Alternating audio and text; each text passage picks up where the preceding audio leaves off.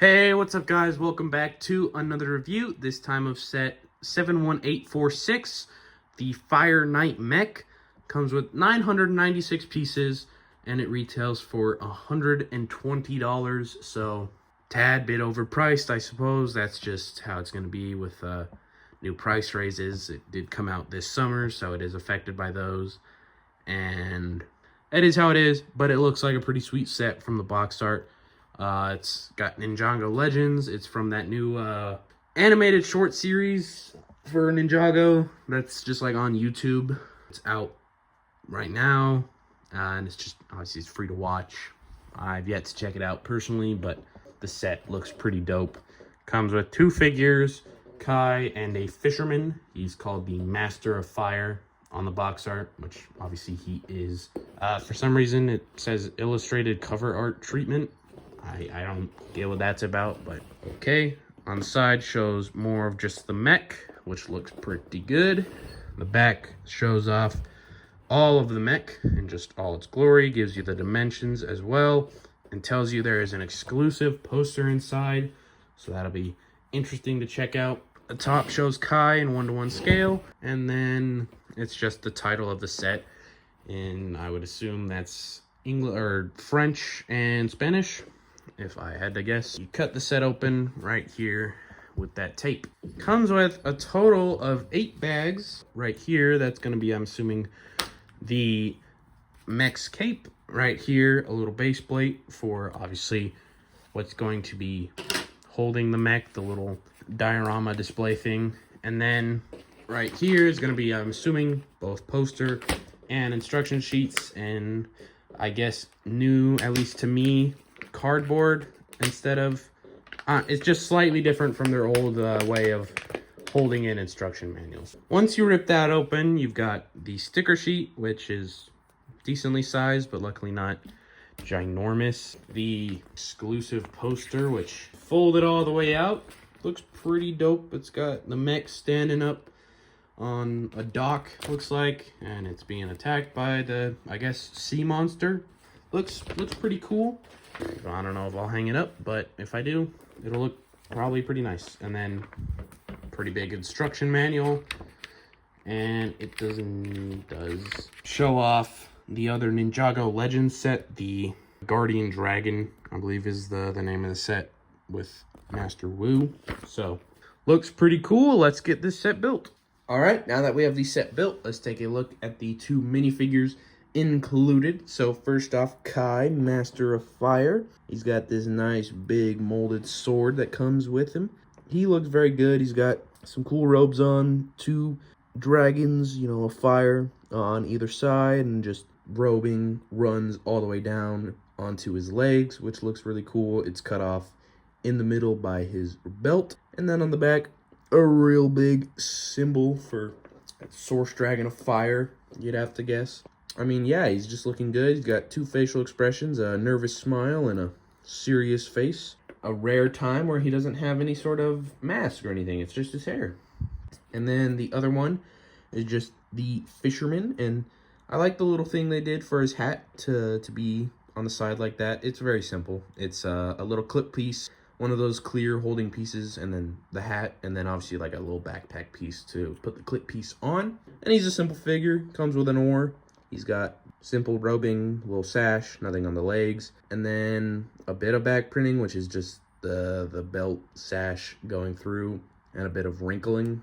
And then he's got like a terrified facial expression and just a sort of nervous looking little grin for his secondary facial expression. Now, I'm actually going to start off really quickly just looking at the stand. So I did say in my video talking about all the sets when they were revealed that I was not a fan of this, and I will say I think I've changed my tune a bit. I still think I prefer just the mech by itself, and not having this would, I mean, cut down by 20-30 bucks off the mech. I mean, this is easily, it's like 2 bags worth, if I remember, 2 to 3 bags to finish this off. Definitely, you know, a couple hundred pieces, I'd say, all total. So the mech could be 100, below 100, and it'd still be overpriced maybe because you cut out these pieces and maybe it's a 700 piece mech, something like that. But at least the set would be cheaper. I mean, it's got a cool monster here, you know, all these like tentacle mouth things reaching out, which looks very cool. And you can move them around a bit. They're all on ball joints, so you can rearrange them how you'd like. And they reach all the way up here, so they're very long. And it's got a little mouth as well that can be sort of moved about with a little tongue sticking out, some eyeballs on each side.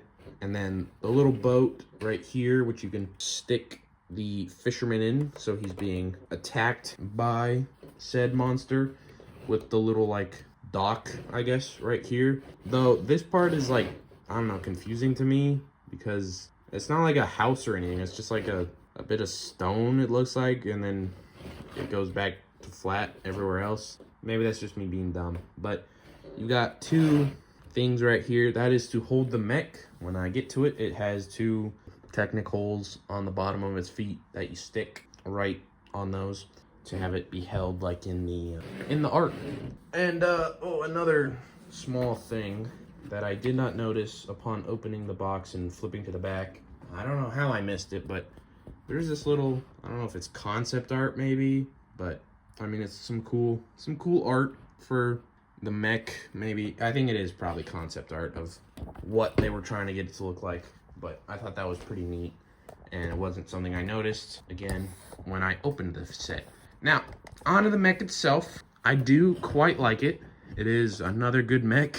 Obviously, Ninjago set designers are very experienced at this point, you'd imagine, with making a mech. So, it's another good one. I do have, I think, a couple small things I'm not too big a fan of, or I would change, and I definitely might just make alterations, because that is the beauty of Lego, you know? You can change things up if you don't like them. But I think starting at the top here, you've got a really nice head design. So it's got like a little, I'd imagine it's maybe cloth or something, you know, obviously in like the little mini series or whatever.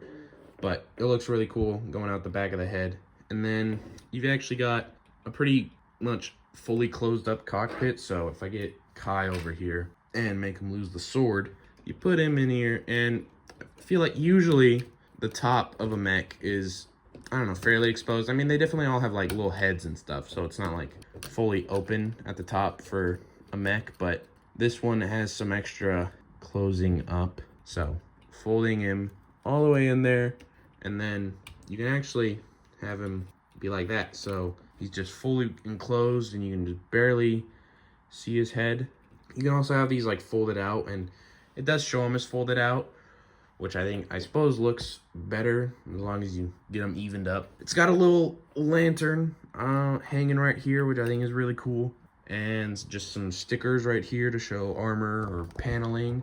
And he's got his big cape being held right here by two studs, which looks very good. I was worried it was going to be the more plasticky cape, but it is not. It is cloth, so I am a fan of that. That was one of the things about the mech. I was like, is it gonna be one of the flimsy, weird, plasticky? Because I'm not a fan of that, so I'm glad it is not that.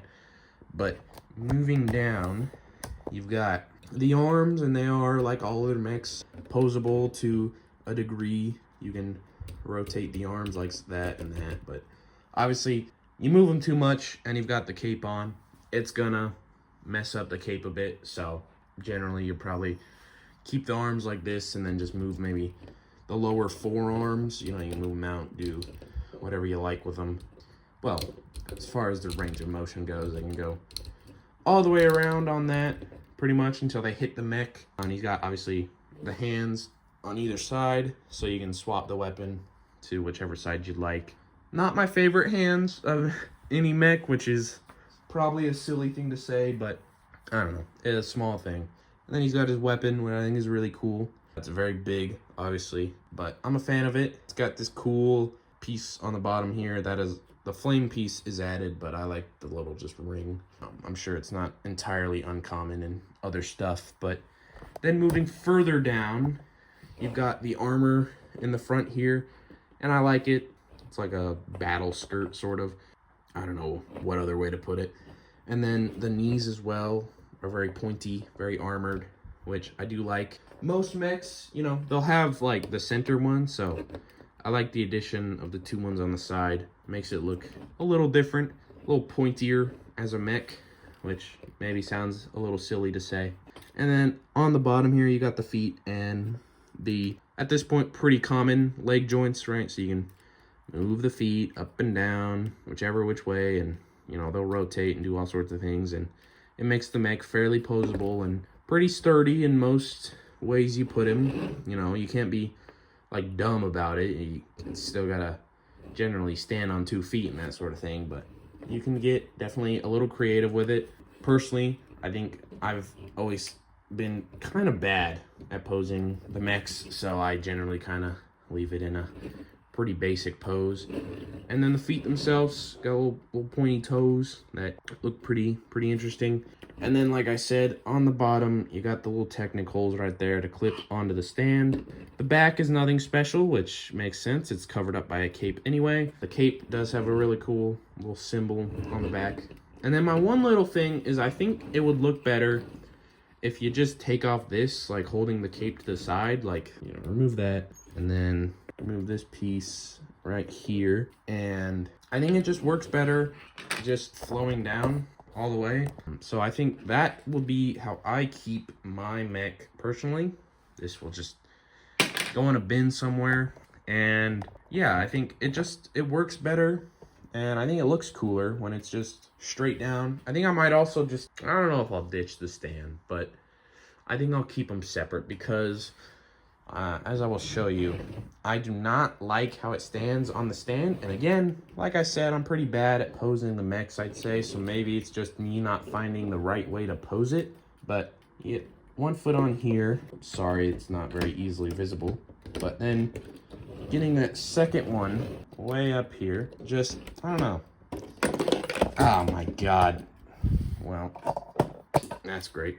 It just feels awkward, and then it's not like flimsy, I suppose. Like, it'll stand. I don't know. It's not my preferred way of how I'd pose a mech. And obviously, in doing the posing, I myself just broke apart all the monster part, which should hopefully be pretty easy to put back together, but that is another annoyance. So overall, I do like the set. However, I'm still not sure on the stand. I think it looks nice on its own, more or less. You know, the little watery bits and the monster coming out and the little boat with the fisherman. I don't think it looks bad.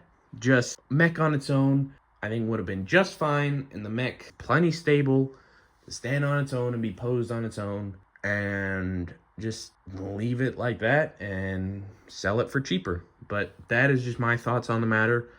You know, if you have thoughts of your own on it, leave them down in the comments below.